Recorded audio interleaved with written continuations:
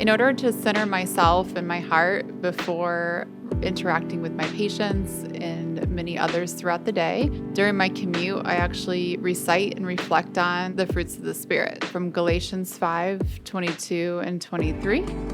Love, joy, peace, patience, kindness, goodness, faithfulness, gentleness, and self-control. So that ends up being an easy, impactful way for me to posture myself toward God before I start my workday. And this practice helps me set my mind's attention and my heart's affections toward God.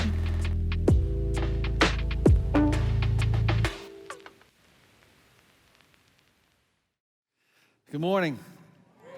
What a great day. What a great day. Can't believe it's November. And I'm excited that we got an extra hour. I read somewhere and someone said, I'm not setting my clocks back. I don't want another hour in 2020. I thought, okay, that's a good idea. Today we're going to talk about what I love about the story that we just saw is the simplicity of it. When we began kind of talking about this series, this is sort of some background information for you. We began talking about this series. We were talking about the idea of spiritual disciplines. And spiritual disciplines is something that is critical to your walk, to my walk, to us learning to be faithful and to walk with Jesus in this particular culture and world, really any, but particularly this one. But spiritual disciplines always seems like something that is reserved for those who are, contemplatives, or they're just those people, these spiritual giants that it always seems for other people. What I love about that is it just makes it really accessible. Just in your car on the way to work, you just begin to recite Galatians 5. Love is the fruit of the Spirit is love and joy, peace, patience, kindness, goodness, faithfulness, gentleness, and self-control. And it just begins to sort of center your mind and kind of awaken your heart into some places where it helps us to arrange our lives, to see things differently, to participate differently in what we're going to be doing over the coming days and weeks. And what spiritual disciplines are really about, like a lot of us, when we hear the idea of disciplines, we usually think of disciplines as these things that help us get better at something. So if you discipline yourself for prayer, you want to get better at praying. Or if you discipline yourself for journaling, you want to get better at journaling. Or if you discipline yourself to read your Bible, you want to get through a book of the Bible or through the whole Bible. But that's not what disciplines are for. Disciplines are given to us or available to us simply to help us pay attention. I don't know if you're aware of this or not, but we have a significant attention problem in our culture. Coming from a person who personally has struggled with attention issues my whole life, I have found that the reason most people believe that they cannot focus is simply because they have never actually practiced doing so. Now, here's the problem. So I have I drive the coolest car ever. I have a 1989 Volvo 740 GL station wagon. It was born in the 80s, which makes it cool automatically. It's tagged Golden Glory because it's golden and it's ridiculous. But I love this car, and it's now finally mostly in working order. It doesn't have air, and it doesn't have, the radio just started working for some miraculous reason.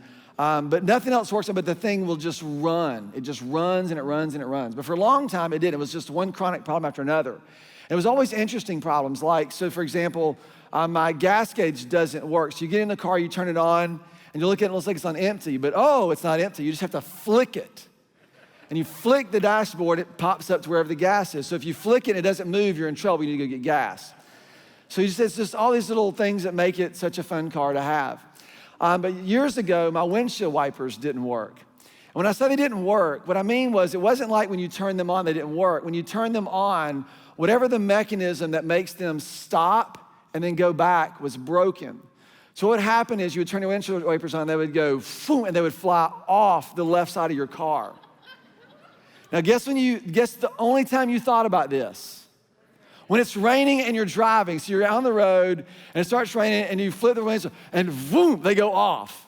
And there's the other one's still working, but the other one's just like hanging off, just ging on the side.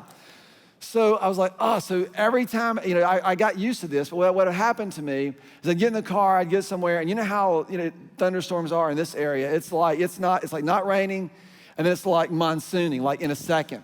So you're driving on the road, and all of a sudden it's like, you're cool, and all of a sudden, boom, here comes this thunderstorm, and it's monsooning. What I would remember is, oh, my windshield wipers are broken, but I'm already driving, and there's nothing I can do about it. So I'd crack my window about an inch. I'd reach my hand out, and I'd put my fingers on the windshield, and I'd turn my windshield wipers on. So the windshield wipers would hit my fingers and then bounce back. Not joking. So I'm driving like this, water is running down my arm, dripping into my car. And then this is what I did every time. I swear I'm gonna fix this. And guess what? Stop raining, get out of my car, come back, forget all about it. Guess when I remembered the next time? Same exact scenario. This goes over and over and over. Do you know what's the problem? The problem is, what I find is I had to pay attention to something that actually required my attention when it wasn't an urgent need. And this is what spiritual disciplines do. They set us up. I actually got it fixed because I remembered. I wrote myself a note, I wrote on my hand, do not ever do this again, right? And it wasn't about just about, it was about paying attention to something and then taking the attention that I was given to something and then carrying it through to action and to other ways in which I would actually begin to make some progress in things I hope to make some progress in.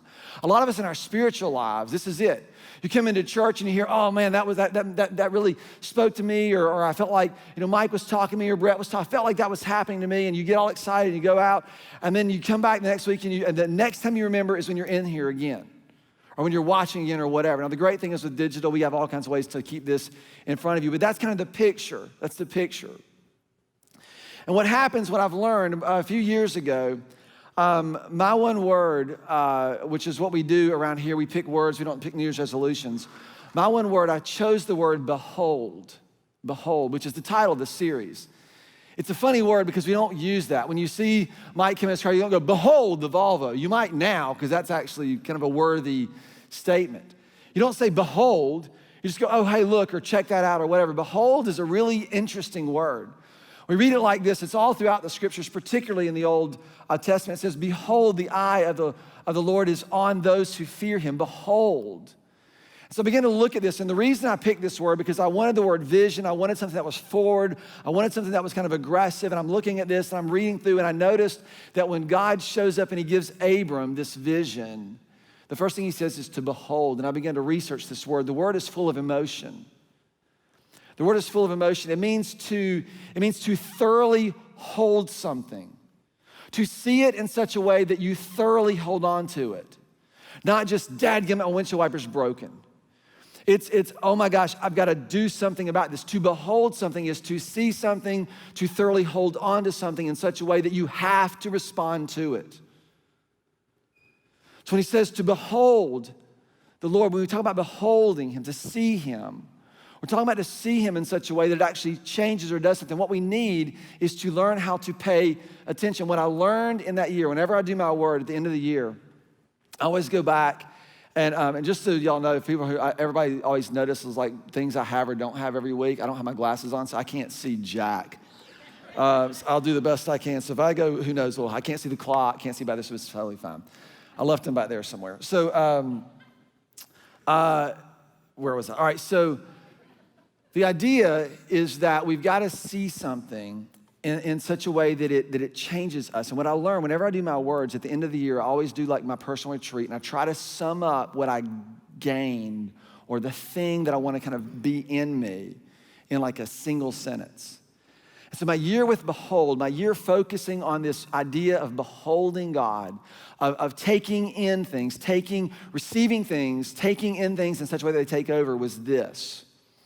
It was that what catches your eye ultimately captures your heart. Do you know why most of us are so angsty in this season? Guess where our attention is?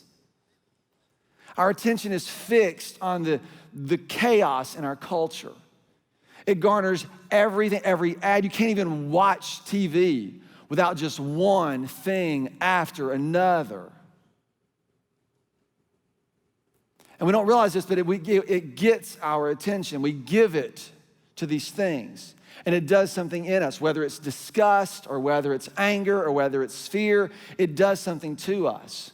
It begins to cause us to sort of filter this thing through the primary view. And just one thing I want to make very clear, and I think as a church, as people who follow Jesus, what we are not going to allow someone's vote to be the litmus test for their allegiance to Jesus, okay? I'm not gonna do that. I'm gonna tell you not to do it. I was gonna say ask you, but I'm telling you, do not do that. If we wanna be people who live in a way that's different and distinct, we cannot fall prey to that, okay? That's kind of free, but I just want you in the next couple of weeks when you hear things and you find out things, don't make that the litmus test. Jesus did, and he's like, if you wanna know what it looks like to follow me, you love people. You love me and you love people. So let's make that the litmus test and don't do something that it's not intended to be. But the reason we fall prey to this is because of where our attention goes. So in these next few weeks, I want to explore this idea of what it means for us to pay attention. There's a price to your attention, and it's higher than what most of us ever thought. And it's crushing people. It's crushing a lot of people that I know, and I think there's a way for us to live. Many of you, if you've been here long enough, you've seen this diagram. I'm just gonna put this up there real quick because I'm gonna be interacting with this. It's the concept of encounter, formation, expression. Whenever I draw human beings, I usually draw them like this.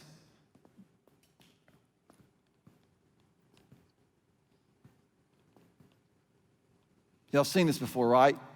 Occasionally there's a head and such like that. And it's because we're kind of built from these three sort of components. We're built from our minds, we're built from our hearts, and we're built from our bodies or our flesh. These are the things that we have sort of been given initial rule over. The reason this is so important to me is because there's a lot of language in the scriptures that talk specifically about how these things relate to each other. And as someone who has struggled with the brain, my mind, the attention for most of my life and found significant formation and power from what God and His Spirit do in our lives, in my life, I want to really kind of push you in that direction, help us to understand some things that I think everybody can, it's accessible to everybody right here from right where you are. And so the idea, and I remember thinking about this years and years ago, because in my view of theology, it begins in the garden with the command that God gave us. And the command that He gave us, the purpose that He gave us, was that you and I would participate, we would rule and reign with Him. It was fundamentally a call to enter in to an authority, to a dominion, to a rule. And He tells us, I want you to rule. And the first domain that you and I have to exercise that dominion is over our minds, over our hearts, and over our bodies. You are in charge. That's your realm of authority. It's what you see, what you think, all these things are in the realm of your authority. You've been given responsibility for them. I remember my discovery of this, I'm just gonna read this passage to you. Psalm 119, this is kind of where my journey began. But it says this in 119, verses 1 through 7, the very beginning, Psalm 119, the longest chapter in the Bible. It says, blessed are those whose way is blameless, and who walk according to the law of the Lord. And blessed are those who keep His statutes and seek Him with all their heart. They do no wrong, but they follow His ways. You have laid down your precepts that they are to be fully obeyed.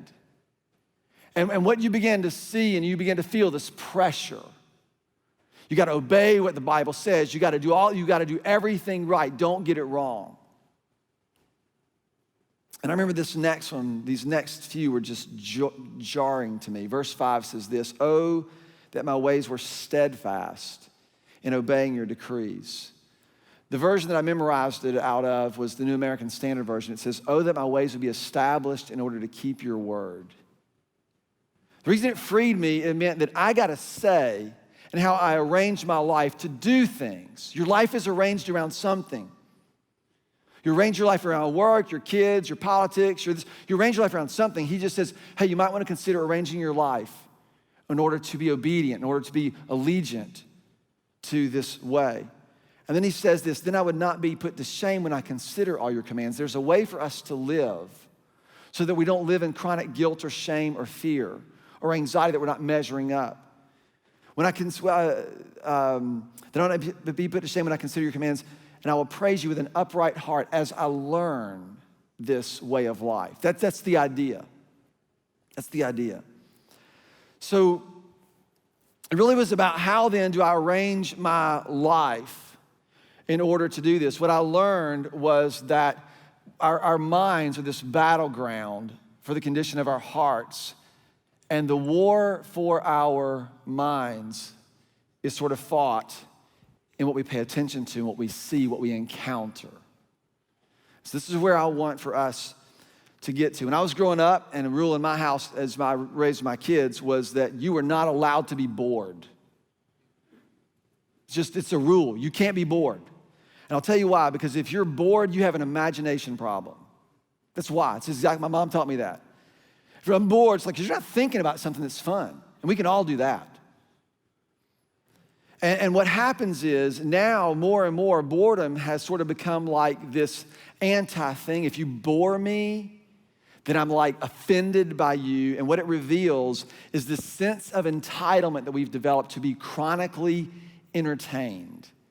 This is both a real problem, but it is also a beautiful opportunity. Because everybody's looking to be entertained by everything, and there are a few who are gonna go, I don't need to be entertained, I can think. I can pay attention. I am a steward of my attention, and that's what we need to learn how to do. What happens is boredom has kind of been replaced by these mind-scattering tornadoes of information. That's what happens. And this is the form that it comes in. Right, now before you think I'm gonna throw, those are my reading glasses, but those will help. I've got like a pair of glasses up here and a pair of glasses down there. So that's better. So before you think I'm gonna tell you to throw your phone in the trash, I'm not. It's not going away. I don't predict the future very often, but I'm pretty sure this is not going away. So the challenge isn't to get rid of it or not. The challenge is to be a steward of how you use whatever tools you have been given. What we've learned is, and this is all just what research shows us, that the average user unlocks their phone 150 times per day. Actually, more frequently than that, because you just look at it. It's unlocked. You will click or tap or swipe your phone 2,617 times per day in an average of 77 unique sessions. 70%, 7 out of every 10 people say they look at their phones within the first 5 minutes that they're awake. Coffee, Facebook.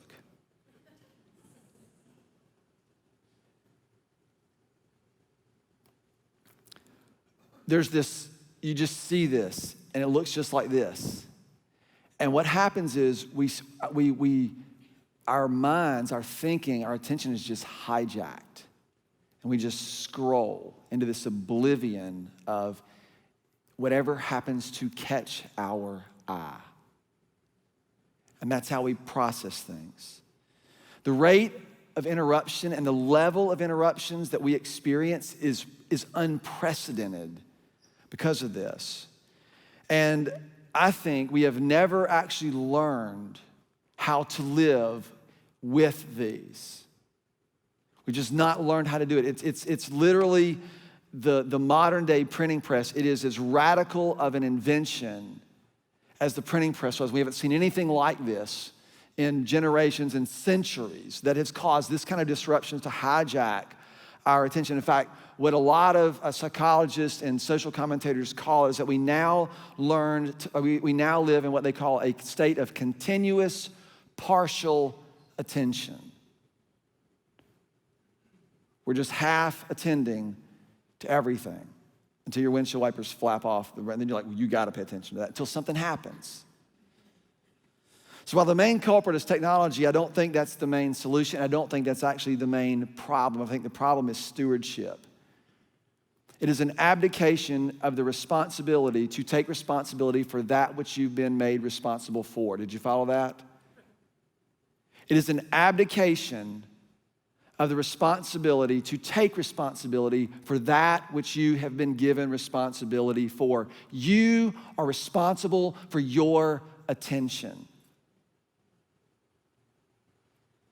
You can blame it on everybody else, but you and I, if we're gonna learn how to live, must take responsibility for it. And we live in a world that works against this. Right? John Mark Comer wrote a book called The Elimination of Hurry. He says, advertising is literally an attempt to monetize our restlessness. I don't know if you've seen Social Dilemma or not, the documentary. It's incredibly insightful. But essentially what it talks about, and I think this is true, that the old adage was that your time is the most valuable commodity that you have. That is no longer true. It is now your attention. Your attention is what is for sale in our culture now. That's the premise of this documentary, is that the economic model is that what advertisers are buying is your attention. They're trying to get their thing in front of you as much as they can, and the way they get their thing in front of you as much as they can is by keeping you connected to this device, and the more engaged you are, the more attention they have. Do you know what engages human beings most easily? It isn't joy and peace and patience and kindness. It's fear and it's anger and it's division. You want to know why we live in this? Because we have given our attention away in lieu of being entertained. That's what's happened. It's interesting, there was a book written back in 1936. Aldous Huxley, he wrote this in a novel, and he envisioned this, instead of where everybody envisioned this utopia, he envisioned the opposite of that, the dystopia. And he says this, he says he envisioned a future dystopia, not of a dictatorship, but of distraction, where sex, entertainment, and busyness tear apart the fabric of society, 1936.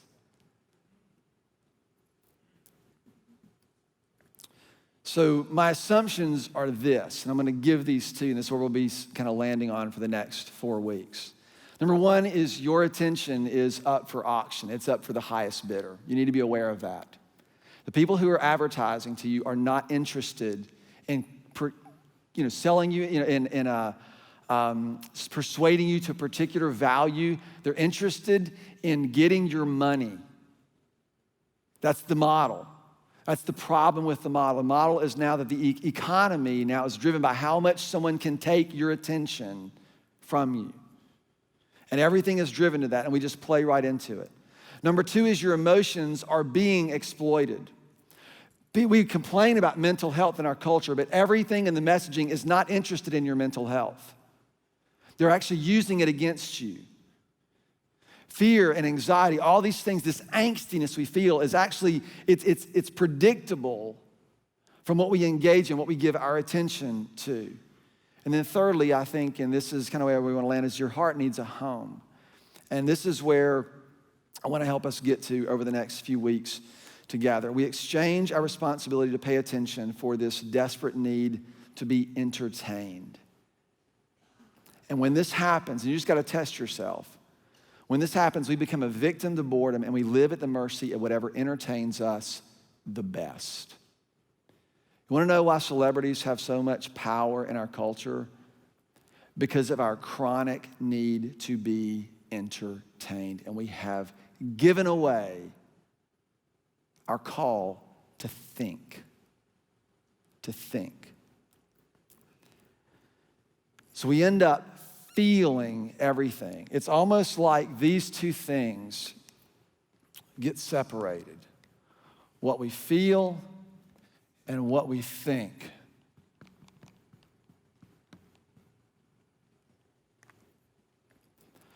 So this has been long kind of been my journey. In this condition, when you end up feeling everything, and some of you, this is where you're at, everything is emotional, your emotions, your thoughts get hijacked because you stop thinking about things. One of my reasons for journaling is it allows me to see what I'm thinking without being blinded by what I'm feeling. But I know I'm prone to that. My thoughts can get hijacked, our emotions get exploited, and your heart pays the price because it's never settled.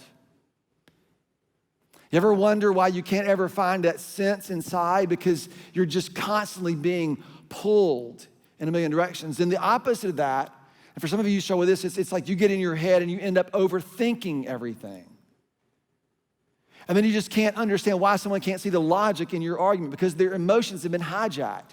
You're on two separate playing fields. You're not even talking about the same things. You ever tried to reason with a 2-year-old about why they need a nap? It's the same thing.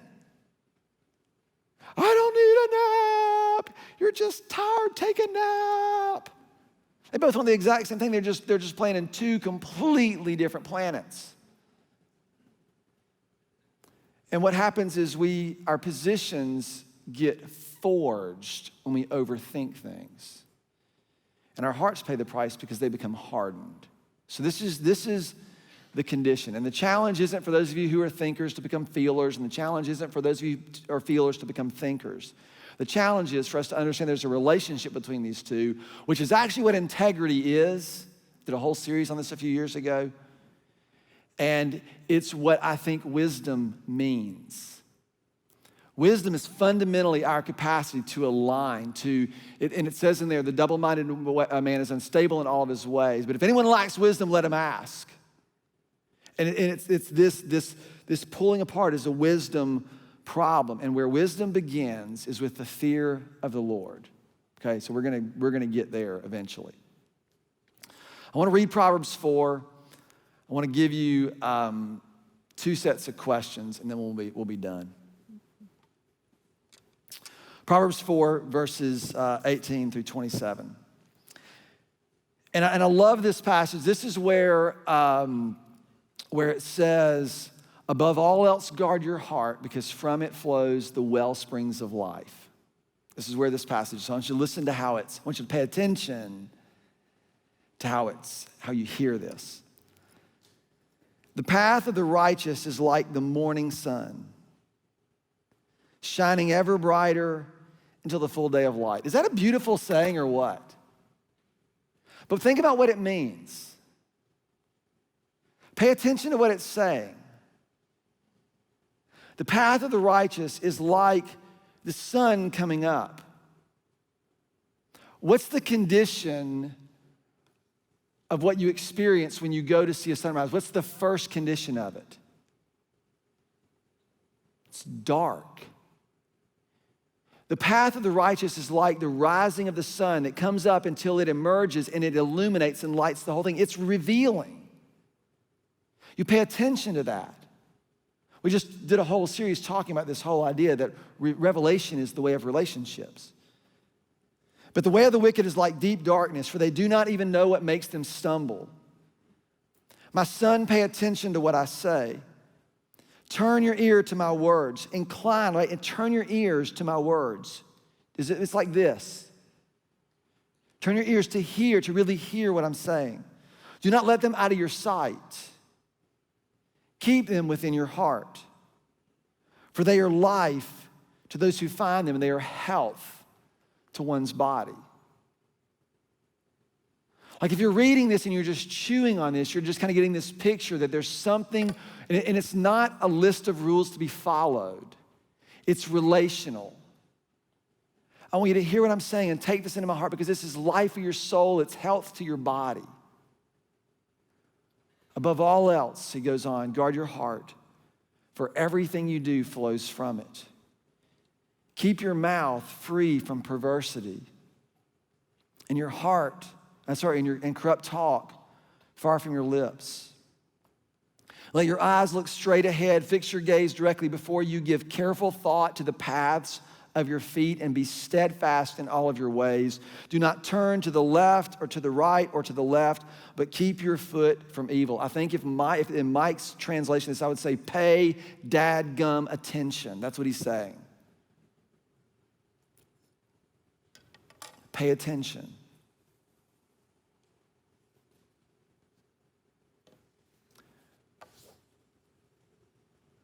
when he talks about guarding our heart, because from it, everything flows out of it. What I think the call is to pay attention to what you see, to what you encounter. Pay attention to how you process all of this. Because the way you guard your heart above all else is you win the war for your heart in the battle of your mind. And we will talk more about this. But this is where it begins. This is where you learn how to pay attention. And it's something you have to learn how to do. Because right now, the whole world is pulled to grab your attention. And so you've got to start deciding, how am I going to pay attention? How am I going to actually give this? And what I want you to understand is that the price of your attention comes at the expense of your soul. That's what's at stake. What gets your attention will ultimately get your affection. Depending on which news channel you watch, depending on how you watch and view shows or things that portray women as objects or whatever, it will shape what ultimately gets your affection, what happens to your heart. The way you see and perceive other people and think about them will eventually capture your heart. It will become the kind of person you present to the world, the way you engage with the world around you. This process is never violated. And we have a say in this by learning how to pay attention to what it is that you pay attention to recognize every time you pick up your phone, they're not trying to help you. They're trying to get you mad or get you fearful or get you to purchase something or get you to engage with something. So you just have, doesn't mean stuff your phone. Maybe some of you need to. But it just means you have to be aware. You have to pay attention to what you pay attention to. I don't check my phone first thing in the morning. I don't have notifications on my email. When I sit down to do my quiet time or to read or any of those things, I put my phone on airplane mode. I tell my kids, when someone texts you, and I've had this happen, someone texts me and I don't text them back in like 2 seconds. They text me like, I call it, don't ever do that again. Because you have my number doesn't mean you have the right to interrupt everything that I'm doing. I'm talking to the Lord. You want to compete with that one? But I think you've got to be that diligent because our kids, those of you who are in high school, middle school, you're sitting there and your friends are mad at you that you didn't text them back and you got 47,000 text messages and you have no way to say, I can't keep up with all this. Do you know that most students that are surveyed feel anxious about the notifications that they receive on their phone? The primary emotion they're feeling is, oh my gosh, I got to text all these people back or snap or whatever it is, or they're going to be mad at me. And no one's going, hey man, I was just checking on you. You don't need to respond. There's no permission yet. We haven't learned how to do this. We've got to learn how to pay attention to what we're paying attention. We've got to be disciplined in some things. Maybe some of you need to stand with your friends and go, hey, I can't be in 17 group text. I know y'all maybe I can't. Can you just give me some grace and help me get recalibrated? Because your friends don't want you having panic attacks every time your phone lights up. But that's what I'm talking about by disciplines. We got to do some things about what we see in front of us. So what I want to do is I want to give you these two kind of tiers of check-in questions. And we're going to post this on our social media, so maybe what the intentional thing is, just go look for it. I know it sounds ironic, but I do. I have a very intentional way in which I use social media. Everything is not everybody's business. I mean, those are discipline things that you just have to kind of learn. Because you feel pressure to I want to show this to the world. You get a lot of likes. I mean, everybody feels that way if you play the game. So here are the questions. And I just want you to do this. What causes you to drift towards being easily entertained? Right? Maybe the second question is, what conditions or emotions make the distractions more appealing? What causes you? Is it politics? Is it your issues? Is it money? Is it the economy? Is it your image? Is it you're frustrated or tired or angry? Like, I know what causes me to want to escape. I know exactly what it is. When I get frustrated that things aren't moving at the pace that I want them to move, I'm like, that's it, I'm going. And I have very predictable mechanisms to what escape looks like for me. For some, for some it's like escape off into social media world. For some, it's more destructive than that. For some, it's like I'm gonna go eat a bowl of ice cream, or others, it's go, down a 12-pack. And depending on where you're at, how devastating these things are, but it all starts with where you give your attention to. What is causing, what's the culture around you that's causing escape to be such an easy avenue? So I just want you to get a feel for what's happening around you so you can begin to pay attention to what you pay attention to. Does that make sense? It's gonna take some work. And number two, or the second kind of block of questions, is when you reflect on what gets your attention, what do you notice? When you reflect on what gets your attention, what do you notice? What do you see?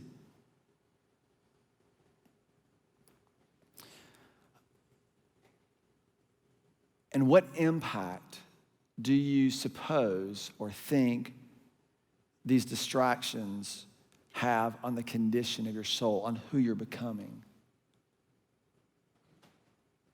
And those guys, it doesn't affect me. I hate it all. It's because you're seeing, right? It's all the same. So you need to do this. You need to do this. There's an interesting thing about the way we think about disciplines here at Port City. The disciplines isn't just about doing things. We're gonna get into some very specifics over the coming weeks. I want you to do these things first. But disciplines is as much about receiving or taking something in, thoroughly holding something such that it changes and forms and we're aware of what it's doing. We behold these things. It's a taking in. So begin to think of this, or try to put an exercise, or at least a picture on this, so that as you and I are sitting here, I'm gonna read a passage over us that really is the core verse as to why we started Port City Church. When he says, I pray that you'll walk in a manner worthy of the Lord. That was the rallying charge. So I'm gonna read this over us in a minute, but what I want us to do is I want us to not just sort of surrender this. I wanna take hold of it. I want us to receive this. And so we can kind of do this as a declaration saying, we're gonna pay attention to what we pay attention to. We're gonna thoroughly hold this. And so I love Duke basketball. I miss it. I know I just lost a lot of you. Like, he can't even be a Christian in like Duke. We don't hold your fanhood as an indicator of your allegiance to Jesus either. But when you're at a Duke game in Cameron, it's the coolest experience ever. When there's a free throw, it's like madness. It's pandemonium the whole time. It's like noise the whole time, except when Duke's shooting a free throw, and then it's pin drop. And when the guy gets to the line, the whole entire place is doing this. And then as soon as he shoots it, it's like, we're with you, we're with you, we're with you. He shoots, and it goes and goes, woo! We take it in. Like, woo, we got it. Back up again. We're waiting, we're with you, we're with you, we're with you. Woo, we got it. So I want you to think about this prayer. Like, when we go to surrender, like, I don't want us to do this because that may be a little weird. When I read this over you, I'm gonna say, God's prayer, the prayer is that we will walk in a manner worthy of the Lord, that we'll feel and be patient and persevere and all these things. We wanna receive all this and then go, whoop, we got it. Okay, can we do this? So here's how I want you to do it, because it'll be really weird. And so if you're at home, you don't have to play along at that level, but you can certainly participate. So we're gonna do what we do. We always sit around like this and we open our hands as an act, a posture to receive. And then when I'm done, I just want you to go, whoop, and just close your fist. Fair enough? So everybody open your hands. This is why I need my glasses, because my Bible's so small. So I want you to pay attention to this prayer, to what's at stake, to what's available. We continually ask, For God to fill you with the knowledge of his will through all wisdom and understanding that the Spirit gives, so that you may be empowered to live a life, to walk in a manner worthy of the Lord and to please him. To please him in every respect, bearing fruit in every good work, growing in the knowledge of God, being strengthened with all the power according to his glorious might, so that you may have great endurance and patience. So you won't get sucked in to these mind-scattering tornadoes. And joyfully giving thanks to the Father who has qualified you to share in the inheritance of his holy people in the kingdom of light.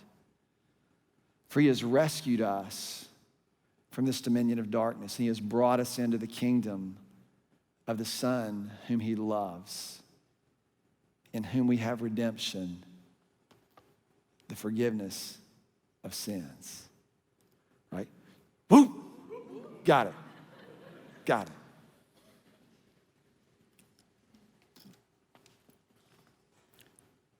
What gets your attention will ultimately get your affection.